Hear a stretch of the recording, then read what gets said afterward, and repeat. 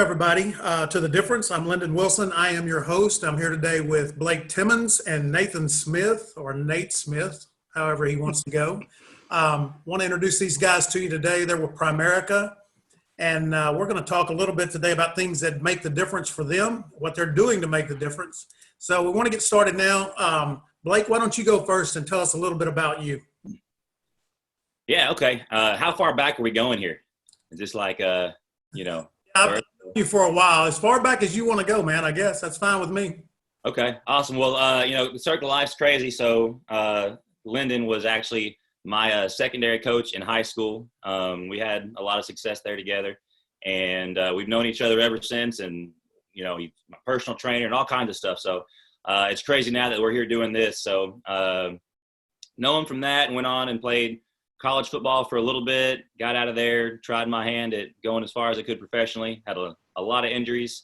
And, then it was the time to figure out what I actually want to do with my life after that. And did some stuff with Nike, doing some marketing stuff. And now I'm a Dallas fireman.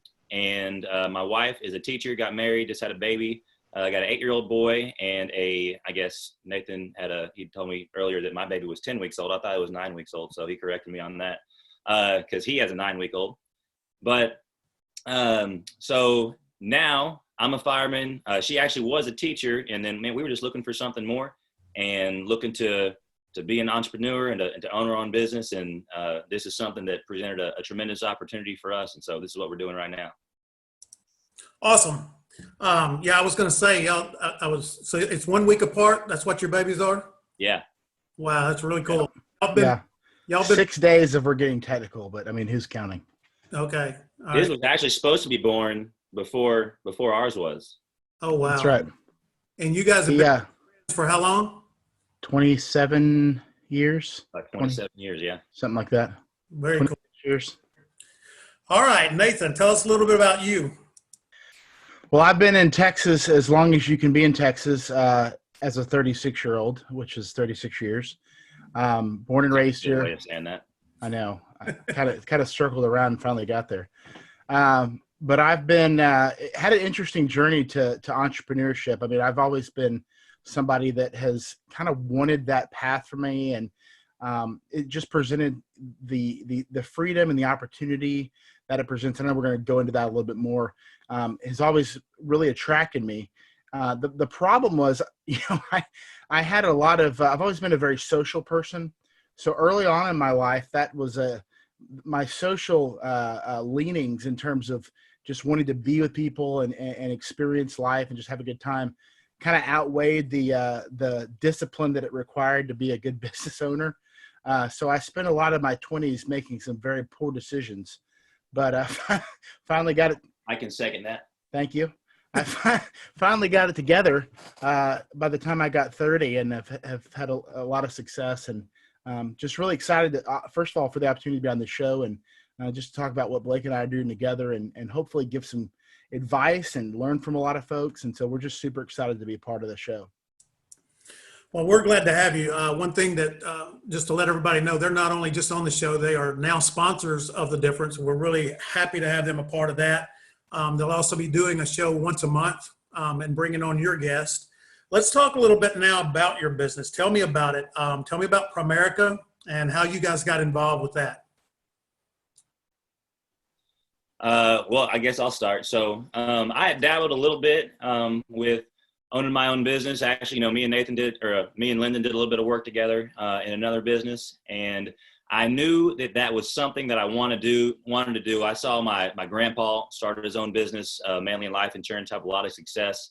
And I've just always loved the freedom, really, to use the simplest word possible, just the freedom that brings to you and the possibilities that it opens up. And so, we moved on from that other company, and I knew that I still wanted to be a business owner. And I actually met a guy, had a mutual connection, ran into him at a Target, and we set up a few meetings, pretty random.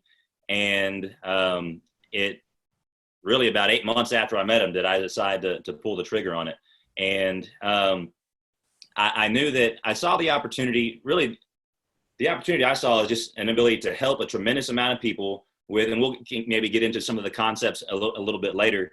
But I really just, my values lined up with Austin's values, and saw the big picture of how many people you can help, what you can do for your family. And I love investing in people's lives. That's why I love, I'm actually still a football coach, right? I do what Lyndon used to do at Dallas Christian High School still. And I love investing in people's lives and just making a difference, right? That's what the show is called. But I just saw the biggest opportunity I've ever seen to make a difference. I saw that in Primerica, and it really attracted me. And here we are today.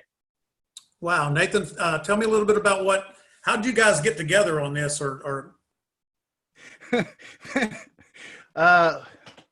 strangely, the way we get together about a lot of things. And it's funny. I have to say one thing about what Blake said. So not now, but at some point, when he told you that he and Austin, who's the broker of our office, ask him how what that connection was, because it's quite a funny story. But we won't bog down our audience with that one right now. But so we got, we've been friends, like I said, for 27 years. Like I said, I've always been wanting to get in business and do something kind of myself. And Blake came to me, and just as somebody that's starting to learn something on their own. And, when you see opportunity and when you have a chance to do something, sometimes your mind just, races to the possibilities, and you don't even have all the answers. And he goes, "Hey, let's grab lunch." And, that's never a problem for me, as you can probably tell. I'm a big fan of lunch. It was all a bribe. In fact, I'm missing lunch right now. So that tells you how much I care about this show. He goes, "Let's grab lunch." He goes, "Hey, I want to sit down. I want to show you what I'm doing, but the thing that attracted me the most is, as a client initially, and we're going to talk about this a little bit, but I just got married at the time, and my wife and I were looking to make some financial changes and kind of assess where we were on our financial path. And so it made sense to me what he was teaching me and what he was showing me. And at that point, my willingness to want to train and teach people, like I tell people all the time, I had a history degree in college, which is generally useless in the world unless you're a teacher, which I was not. That was the original goal, but that didn't happen. So you just really know a lot about the past that no one else does, and that's about the end of it. But I had this desire to teach and share and equip. I've always had that. And so, seeing what was able to be done for my wife and I, just simplistically, regarding finance and just making some tweaks here and there, it really made sense to me. Like, this is an opportunity for me to use my ability to share and to teach and to coach in a different capacity, but still fulfill those desires. So it made sense, perfectly. And then when I learned more about Primerica and the company and the history, hope we get a chance to talk about that a little bit, but it was just a perfect fit. And we've been just off to the races ever since then. So tell me then, and that leads us, Nathan, right into my next question. Tell me what's unique about Primerica. What really, I know both of you talked about serving people, coaching people, helping people. And I know you both well. I know that's true. But tell me why Primerica? Why did you really? That's the company and the business that you landed on. Well, I think any company no one sets out to let's treat our clients terribly. I mean, no one says that. Inevitably, sometimes it happens, and I guess no company's perfect. But we initially, and our company's been around 43 years, so it's a huge track record. But from the beginning, the types of people that, even as agents, but also clients, the goal was to reach out and really affect the lives of middle-class Americans, the very underserved in terms of whether it's lower middle class, upper middle class, even people that were, maybe doing decently financially, just did not have a great financial education. And that was my case. I haven't talked to anybody that was not a finance or business major in college that was like, "Oh yeah, I took 17 finance classes and I know all these things." And, that's why Dave Ramsey is so popular, because people desperately need that information. So, initially the company was created to, on a crusade, for one, to really battle against bad products that were taking advantage of people, but also to hit on the fact that average, ordinary people have this kind of innate desire to be somebody, to do something impactful. to maybe not just go to a 9-to-5 job for the rest of their life. I mean, that was our parents' generation, actually our parents' generation for the most part. And there's just so many people that want more. So it's very unique in the fact that most of the folks that we work with and our clients are kind of in that demographic. I mean, we'll help anybody we can.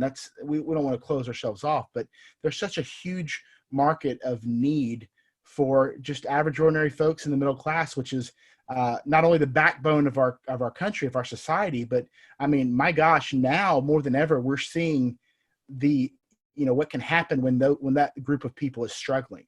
And Absolutely. so, I mean, it's crazy what's going on.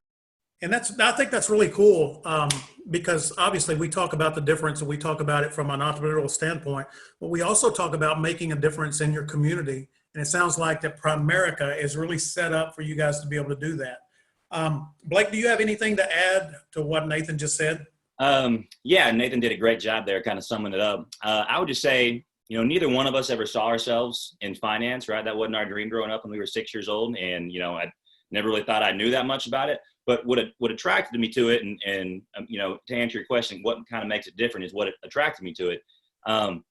It really is just simple concepts that go a long way, right? This is just stuff that we all should have learned in high school, and we'd all be in better situations, wouldn't have gotten much debt, would have started investing earlier. Stuff that, and I say high school, and I'm not exaggerating, like our 17-year-old minds should be able to comprehend this stuff. And, you can get into conspiracy theories or whatever on why we're not taught that stuff, because there's definitely people benefiting from it. Right. Right. And Nathan talked about, 43 years old. Our company was started by just a fiery football coach in Georgia. And so really it's not necessarily for people that have fancy finance degrees and think they know all this stuff. It's just for people that have a little bit of desire to better themselves and have this desire to help people. And, Nathan said it's really an underserved market, because a lot of the finance world, they're concerned about how much commission they're making off each sale and how do they make the most commission. They're going to go to the people that have the most money to do it. And so there's this huge underserved market. And so the cool thing about our business is we're able to still provide a tremendous living for our families, and we're still able to do what's right 100% of the time for just normal middle class folks that may have thought even putting any kind of financial plan together for them was out of the cards for them. So that really attracted me. That's awesome. I know that I talk a lot about, going from acceptable to exceptional. And it just seems like that what you guys are offering can help the average person go from an acceptable way of living into an exceptional way of living. And so, yeah, I like that. We're going to steal that from you if you don't mind. I don't mind. I'm putting all this stuff out there. Write that down, Blake. We're going to take that. Written down. I'll email it to you. So tell me this. I know, again, knowing both of you and being around, especially Blake, as long as I have, and I know his competitive nature. Let's go into the next part of what I want to talk about now. And that's a little bit of how do you guys go about your personal and professional development in a way to grow your business and really continue to elevate your performance, and then outwork, outserve, and outperform your competitors. Tell me a little bit of the importance of that for you. Blake, let's start with you. Yeah, that's a great question. So anytime you are going to be a business owner, what it really gets down to is leadership, right? Leadership and relationships. And so you're only going to attract the kind of people to you, whatever kind of your ceiling is, you're not going to attract anybody that's above that ceiling, right? And so if you want to grow, your business, then you need to grow as an individual. You need to grow your ability to lead and communicate.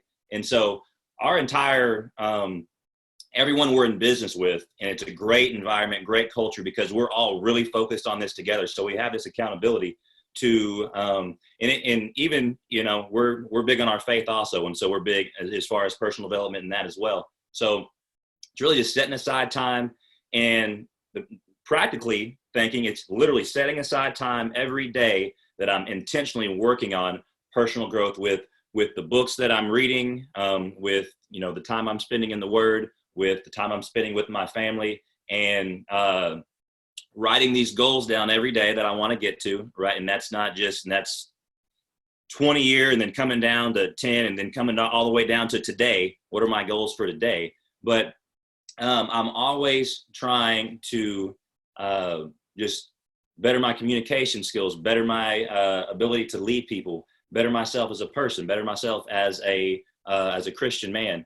And so if it's easy in the kind of the hustle and bustle of everything to just focus on going out and building a business today, or going out and making some money today. But if you're always focused on just what's right in front of you, then you never really grow, right? It's just always that day, and you just get into this kind of monotony. So you really have to be focused on where you want to be in the future. And so you can set aside time each day and say, hey, this is the man I want to be at this point. This is the father or the husband I want to be at this point. You see guys and they're 60, 70 years old, and you're like, man, I want to be like that guy one day, right? He didn't just, wake up and do that, right? There was a process in getting to that. And so before whatever we see we want to get to, we're going to have to take that, we're just the sum of all of our habits. And so it's really just focusing on your habits every day and having this goal in mind of what you want those habits to become one day. Great point. Nathan, do you have anything to add to that? Yeah, I was just going to say, one of the things that's Blake perfectly put it about leadership. And one thing that's, I guess, in additionally unique about what we do is, each one of our offices within Primerica is it's autonomous in some sense, but I think I can speak for most of the offices around the country, but specifically ours, there is this push towards bettering yourself. So you're in, one of the things we say all the time is, you're in business for yourself, but not by yourself. And so we really surround each other as a team. We have certain books that we'll read together, certain things that we'll challenge each other with. And we're always, someone's always sharing something that they're reading or they're doing, or a discipline that they're trying. And, discipline, you talk about, from the sports perspective, it's, allowing you to do something that you cannot do by just mere effort alone. So you can't just, I'm going to start a business. It doesn't work that way. You have to put things in place that are going to get you to that point. And so whether it's Primerica or any other businesses, I know you've had a lot of different folks on the show, business, going into business for yourself is going to expose all of your weaknesses. And so how you respond to those weaknesses and how you grow from them is going to determine how successful you are.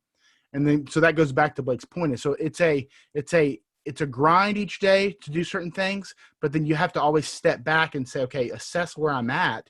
And then what do I need to do to get better tomorrow? If you are looking like right here the whole time, then you're going to be in trouble when it comes to, the further down the road. You're never going to grow that way. So it's kind of a balance in between the two of those approaches.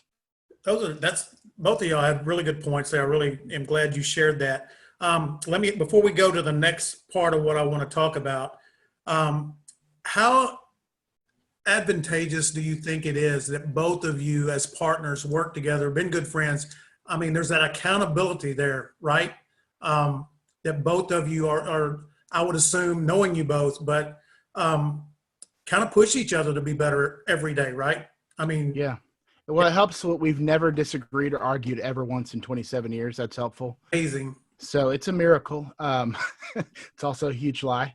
Remember, I do know y'all. I do know y'all. So you can other people, but not me. What's funny is, we've kind of had a couple, Blake talked about a couple of business ventures that he's had, and y'all have had some stuff together, but, really what we're doing together now has brought us, so in focus, I think, with our direction, what we want for our lives, for our families, for our kids.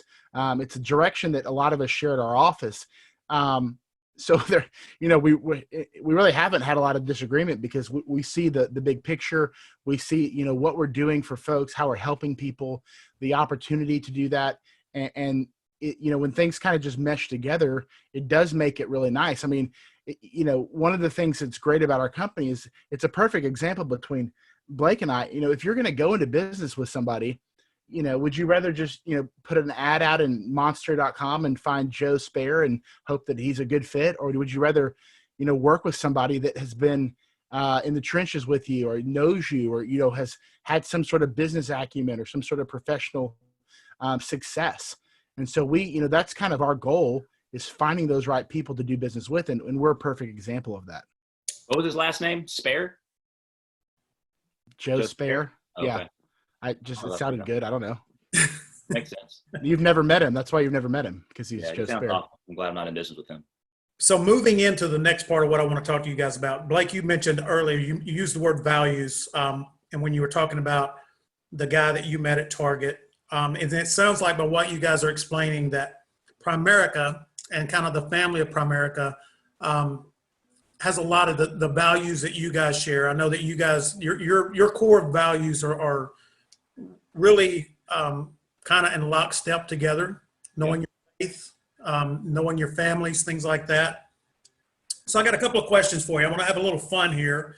And I'm just curious to see what you're both gonna say. So I hope you're ready for this. If you could sit down, have a meeting with 5 of the highest level professionals, who would that be? It can be sports, it can be entrepreneurs. I don't care who it is, but they have got to have reached the pinnacle of what it is they do. Give me 5 names that you guys would just love to sit down and talk to.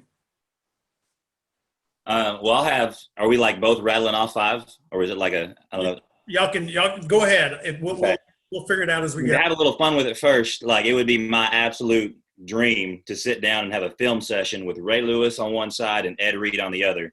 And just like, those are my 2 favorite ball players of all time. And not only did they have, and we're, this is still talking about the same thing, really.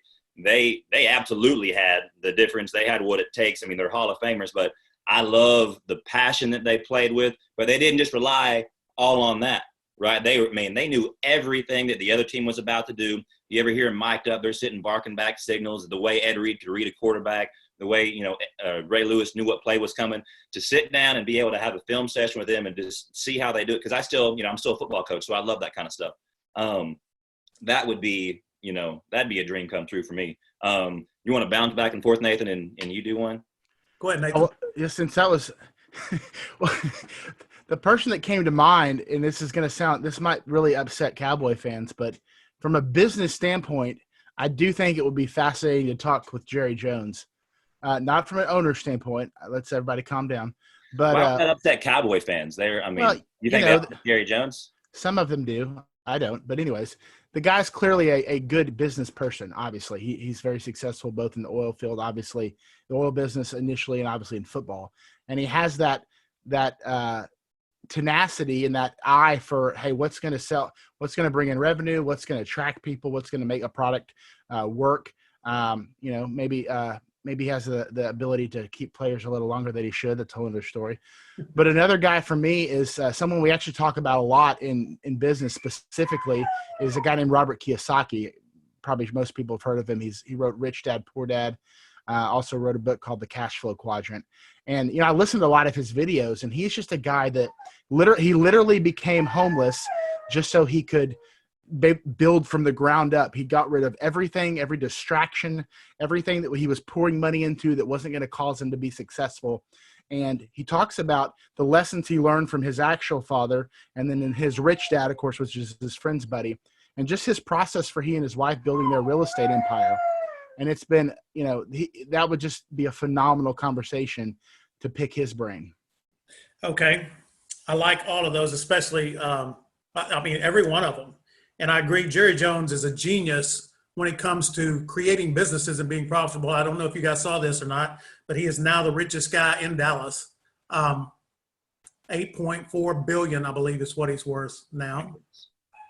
That's not too bad. Of course, Ray Lewis, Ed Reed, all of those guys, Robert, have the pinnacle and are just what so many people aspire to be.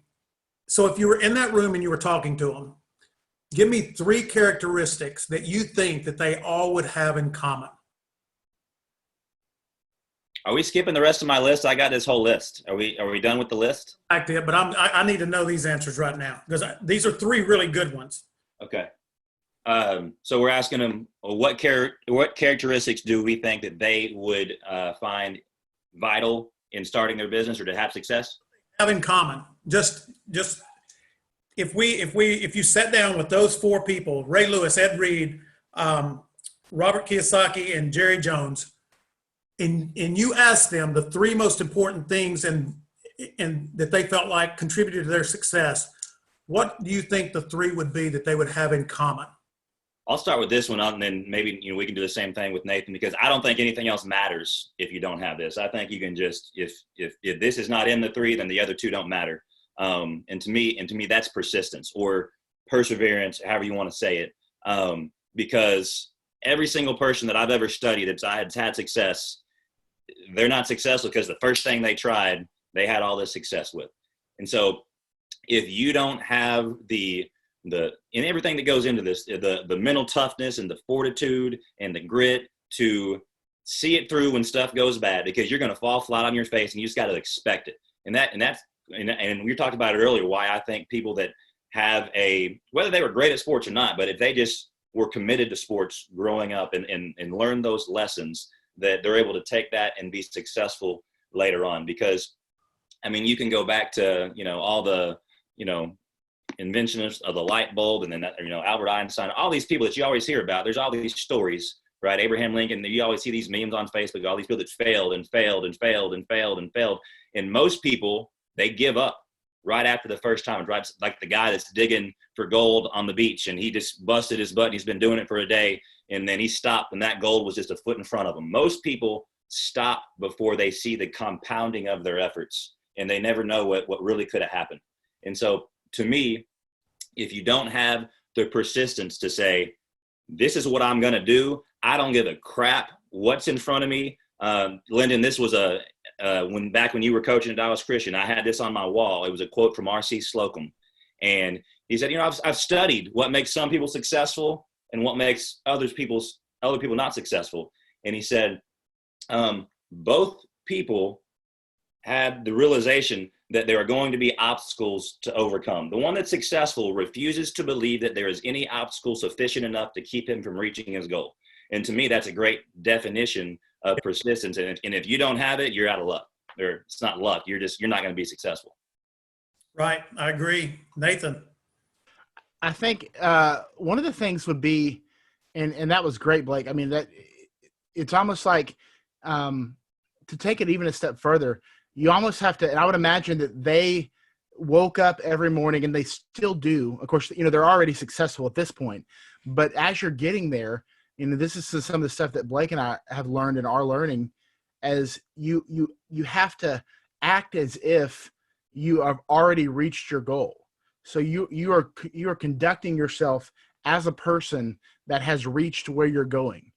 Because when you do that, and I know this is really an answer to your question, like how do you feel like they would respond, or how did they conduct themselves? And I think this is a key: is you're not going to be successful, you're not going to be a business owner, you're not going to be wealthy one day.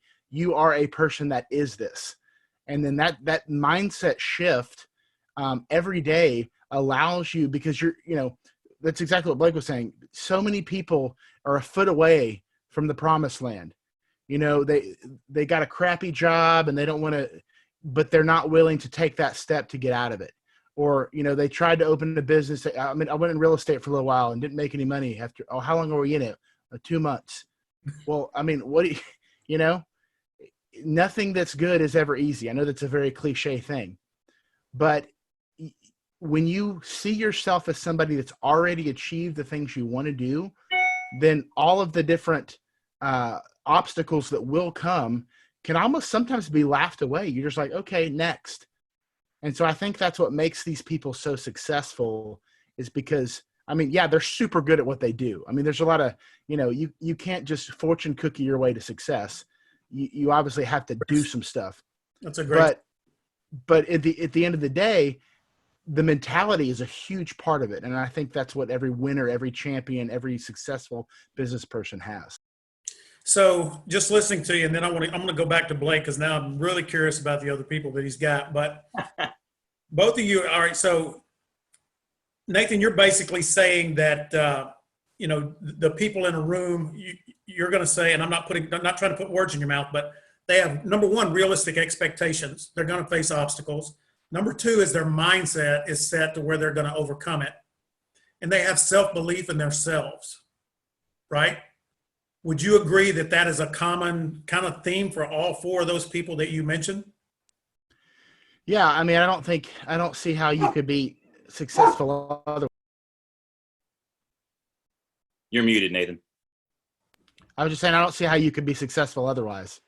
I mean, I think that's kind of a prerequisite. So yeah, I mean, that would be, anybody, anything you want to do, if you don't have belief in yourself or belief that it's possible, then at the back of your mind, you think you're just spinning your wheels, and that's going to affect your day to day. That's going to affect, your self-talk. That's going to affect, when you're tired at night, you don't want to do that extra, whatever that extra thing is that you need to do that day. And, and that's a big obstacle. We face those things all the time. But I think, yeah, that's something that they would all have in common. And I'm sure, and this just popped into my head. It's funny because, like, using the sports analogy, we talk about like the difference between making it in the NFL and not making it. Everybody that's in college football is a great athlete, correct? I mean, you're not playing for a D1 school if you're not a good athlete. But there's just that edge. There's that little bit that makes the small percentage that make it in the NFL and those that don't. But that little bit consists of a lot of stuff. But, I mean, if you look at it like a 40 time, well, what's the difference between a 4.2 and a 4.4? Well, very small amount of time, but a ton of work and a lot of genetics also. Yeah. And so, but on the surface, it doesn't look like that much. But when you talk to people that have been successful, it's not that they are innately different or special necessarily. It's just the specialness is made up in the recipe that says, I'm going to do these things in this order, and this is going to be my lifestyle. This is going to be my goal, my drive. And I think, and I say that to say, I mean, it's not like you're not born with the success gene. Anybody I think can develop that and cultivate it. Just like, I mean, that you see people all the time. I went from rags to riches. I went from nothing to billions of dollars. Well, how do they do that? It's because, I mean, they're just, if you're a coal miner in Georgia, that's an average ordinary person, and you become a multimillionaire. Well, those opportunities are available to so many people. And so I think a lot of the deterrence with so many folks is that they don't see themselves as that. I tell people all the time, financial independence, becoming wealthy, becoming a millionaire is something people have to see themselves as a possibility, because it very, very, very much is. But, it just goes back to how you start your journey, how you see yourself. And I think, if you were to ask those folks those questions, that's what they would say. I think also, kind of like what I talked about, you guys being partners, is you also have, I mean, you've got the self-belief, you got the realistic expectations, but you've got to have people around you that support your vision and your dream. Because it's, as Blake was talking about before, having the perseverance and being persistent. If you don't have some support, there's going to be some downtimes. There's going to be some self-doubt. That's just human nature. You're going to, sometimes you're going to wonder if it's worth it. Can I do it? And when you have that group around you that really supports you, whether it's in athletics, whether it's in business, that downtime is reduced considerably, because they're not going to let you sit there and wallow in your own self-pity. Absolutely. I'd say, hey, if you want to go, and this is, most people have heard this, if you want to go fast, go by yourself. If you want to go far, go with some people. And that's probably butchering that quote, but you need a team of people to go far, right? I'm actually just going through Napoleon Hill's book, Think and Grow Rich. I think it's the 10th or 11th chapter. He talks about the mastermind. And that mastermind is not one mind. It's this group of minds that gets together, and the power that's like when two minds come together, it creates almost this third mind. It's just compounding effect it's like with me and Nathan. I mean, he is great at all kinds of stuff that I suck at. Right. And so it's awesome. It's true. Very true. It's true both ways. But more true this way, but that's another story. But it's great to be in, hey, Rocky's one of my favorite movies, right? And what does Rocky say about the relationship? He's trying to explain it to Polly, and the best way he can explain it is, it fills gaps. She's got gaps. I got gaps. It fills gaps, right? And so when you're in a true partnership like that, everyone's gaps are filled to where they're just, as good as they can be. Great. I think I was just going to, on top of that, like, Blake and I, our wives are, very much invested in what we're doing and work with us. And that's not that you can't have a business or be successful if you're single, you certainly can. But if you are starting a business or in a business or wanting to start a business, having that, the person that you live with being supportive of what you're doing or participating in it is a huge source of encouragement and strength. And, because a lot of times you'll have gaps on different days. One of you'll be up, one of you'll be down, and you just kind of, feel those differences. And so you certainly get that with the people you work with at your office. And we get that with our culture, but having it at home as a starting point is a tremendous blessing. I couldn't second that enough. That's a great point. That's such a challenge because a lot of times they don't realize the sacrifices or the struggles or the challenges or the worries or the concerns that an entrepreneur is going through. And having that support and being understanding, I think is very, very important. All right, quickly, Blake, let's give me your other guys. I got to know who they are. It's nothing. The other one was actually, this is my last football reference, would be, and this is more about leadership, right? Would be Nick Saban and Dabo Swinney. I actually saw them talk. I don't know if it was ESPN. Somebody did this deal, and it was amazing just to sit there, just sitting there having a drink, talking about stuff together. But just to know, their mentality about leading men, because they're obviously, really good at it. And so the other one would be getting more into business. And it's the book I referenced earlier, Napoleon Hill. This guy it's old school, but it's awesome to listen to something that was written like in the 30s, how much it applies today. You kind of assume that maybe some of these things, you got the internet and you can get leads and all this kind of stuff for business. All this stuff still matters way more than that stuff. And so, Napoleon Hill went and I don't know how many millionaires over the years. He ended up, hundreds. And so this guy literally studied success. So if I want to be successful, let me go talk to the guy that studied it. And he studied it by interviewing people that were, tremendously successful. So I would love that. And I got Mark Cuban for obvious reasons. And I'm a huge Mavericks fan also, but really respect his entrepreneurial mind and, love watching Shark Tank. The last one would be the founder of our company, who's Art Williams. And he is just, like I said, the company was founded by a fiery football coach from Georgia that had a chip on his shoulder to go out and correct an injustice and went on this crusade. And, I'm kind of guy that likes to have a chip on my shoulder also and kind of, and that's how I like to operate. And so I love listening to him. He's got all kinds of videos, but to sit down and pick his brain would be amazing also. Well, maybe you just need to invite him on the show the next time and you can. All right, yeah, well, let's do that. Am I allowed to add one person? No. Do we have time for that? Yeah. So, okay, this is going to sound really cliche, but, I mentioned earlier that I was a big history person, and my all-time favorite, and big American history person, my all-time favorite character or person in U.S. history is George Washington, not because, that's what we first learned about in first grade or whatever, but when you study his life, it's interesting because you kind of evolve what you learn about George Washington. First he couldn't tell a lie, and then he had the cherry tree incident, and whether that really happened, nobody knows. And he's this great general, and he the big lie. Probably true. I don't think he told it though, so it's okay.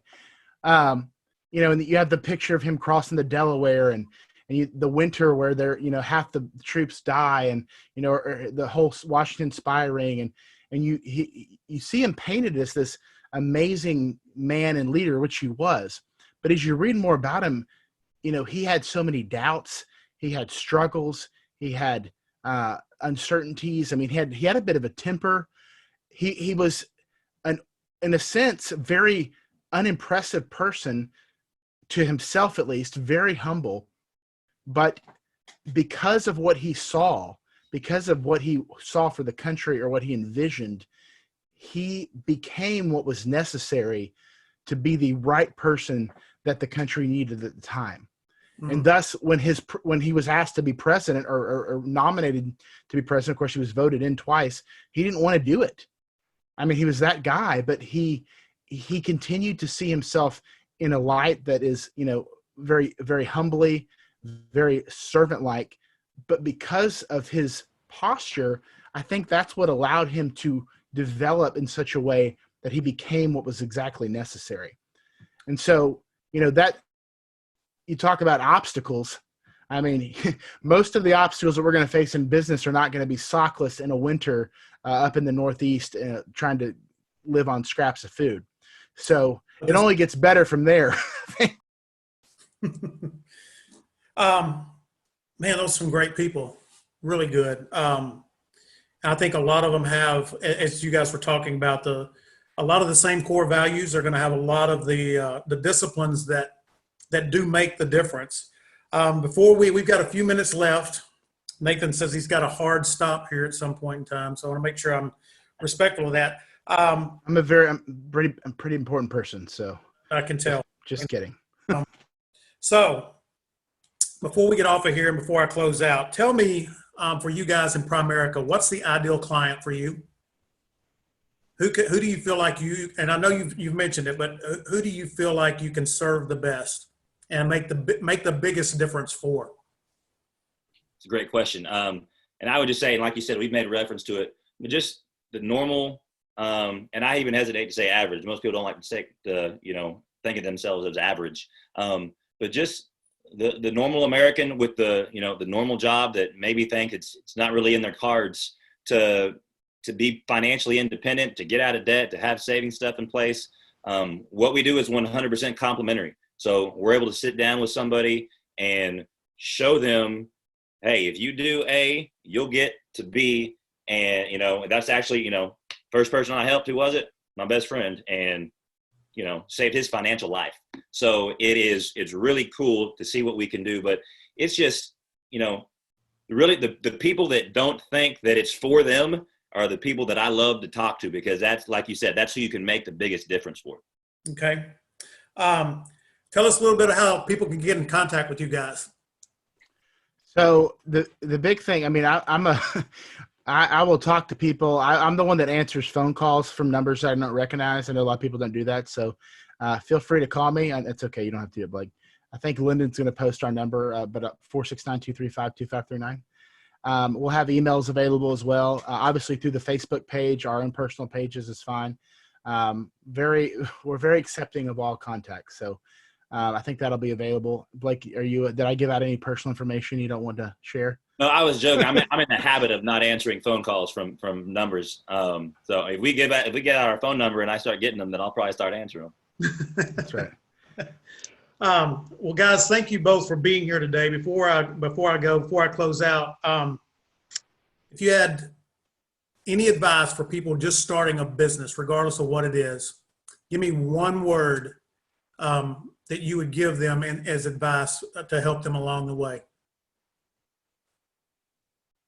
If I could only pick one word, I did a whole soliloquy on it already. So I would say perseverance. I mean, be ready for it. You're going to need perseverance. Nathan? Well, I want to say two words because I think it's super important. Can I do two words? I'm going to have to do it because this sounds super cliche, but don't quit. And I know, like, oh, well, thanks. That's helpful. But seriously, like if Blake and I attest, the people that have come to us and wanted to work with us, and it's crazy the things that people will put in their mind that will just derail them. Oh, I can't do this right now because I got to get my car fixed. Well, what does that have to do with the rest of your life? I mean, people will make excuses to not be successful. And so in any business, you're going to face hardships. Don't quit. I mean, that's about seeing the end game. That's what we talked about with all those people that we referenced. You have, your mindset has to be such that there is no other there's no option but success.